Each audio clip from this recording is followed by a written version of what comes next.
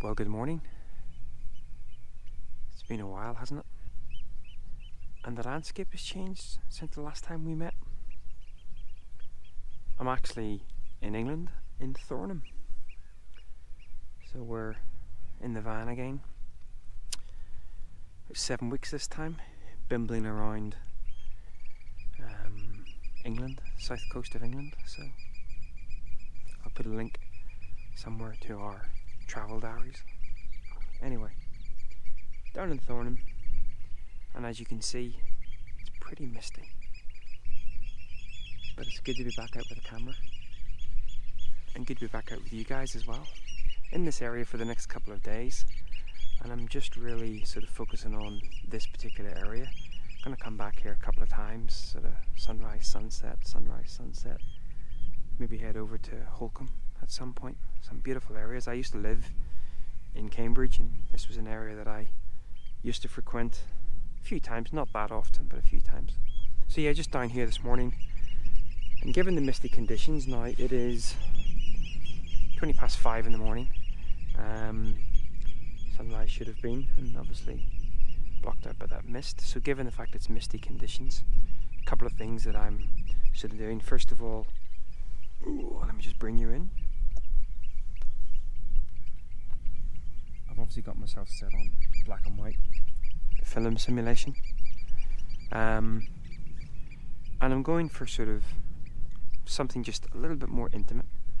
You know, the time for vast landscapes, I think, on mornings like this are perhaps a little bit more challenging. Not impossible, but perhaps a little bit more challenging. So just focusing in here on these sort of old petrified bits of wood and tree and things, and using the sort of diffusion brought about by the conditions just to throw that background. Just, is that an opposite? No, don't be silly, Nigel. Anyway, just to throw that background kind of into a little bit of a sort of into the mist, and really just working on these trees here. Now, I'd love to have some sort of thrift and some sea lavender, which I know this place is sort of reasonably popular for, but a bit too early in the season.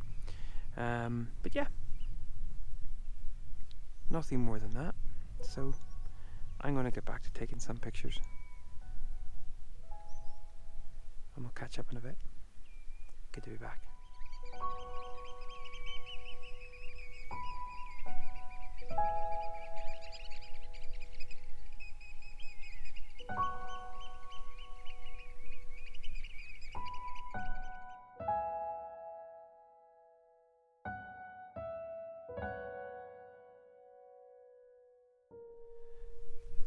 So as you can hopefully see behind me, we're starting to get a little bit of light. So I've actually switched over now to colour, just to see whether we can pick up some of this. Very subdued at the moment, and of course as that sun comes up, the mist kind of burns off. So it's kind of a 50-50 situation, trying to sort of get it with a little bit of that morning light, and hopefully some of that mist still hanging on. Definitely this area needs that sea lavender and the thrift. One of the problems is down here, this old boat, which I know has been used countless times in various compositions from other people. There's that word again, cruffy, very cruffy.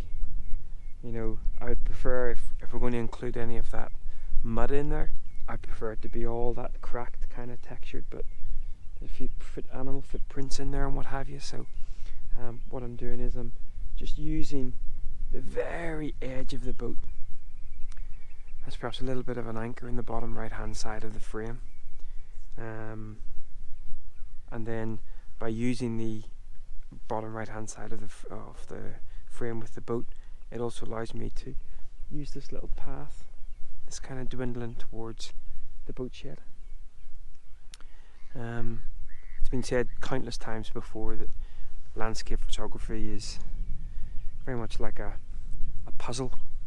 You're trying to kind of work out from a composition point of view, some complex puzzles, and this scene behind me is a good example of that. There's lots of elements in the frame, and you can't and perhaps don't even want to include everything.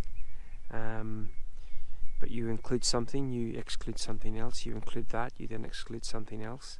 There's lots of lines kind of intersecting with each other, and I'm trying to sort of get some separation, so plenty of time, especially as the light now seems to be fading, plenty of time to work on that. Just fine tuning, always worthwhile, just going back around your frame, because 9 times out of 10 you'll get home and you'll go, why didn't I see that in the field? So just spending time looking around the edges of the frame, looking around the frame in as a total, zooming in on the frame, taking a test image, zooming in, and just seeing whether all of those elements are actually working together, or whether there's something that perhaps can be removed, or just even a slight change to the left or right, step to the left or right. That light seems to be going again, so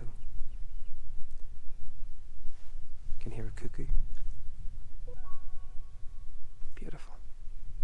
Right, back to this complex puzzle solving.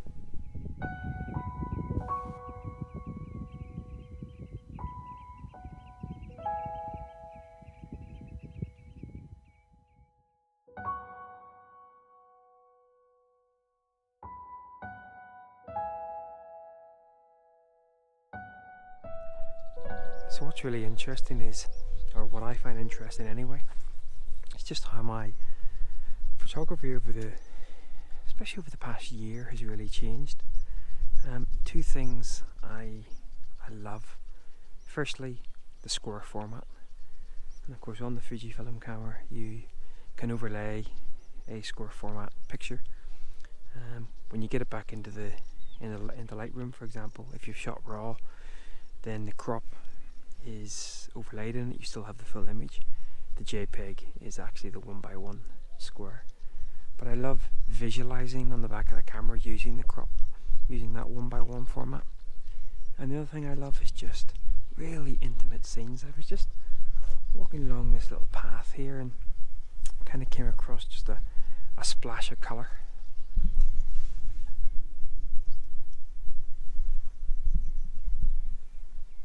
And that's something that 2 or 3 years ago I would have walked completely past. So I love just those little intimate scenes, and this is kind of a little bit wider. Still, I would class just a little scene that many sort of years ago, a couple of years ago, I would have just walked past looking for the bigger vista. We just have some sort of body of water, a little inlet, some lovely reeds, and then again that mist is still hanging around in the distance, just giving us a little bit of separation between the background and the foreground. Switch the colour. Now this is where I'm kind of unsure, colour black and white, but I'm shooting raw, so of course I'll be able to make that decision. Just beautiful.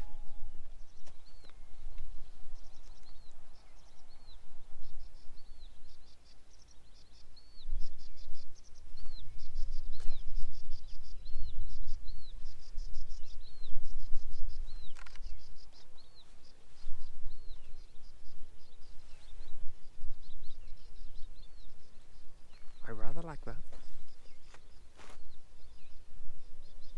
Just very simple. Subdued light.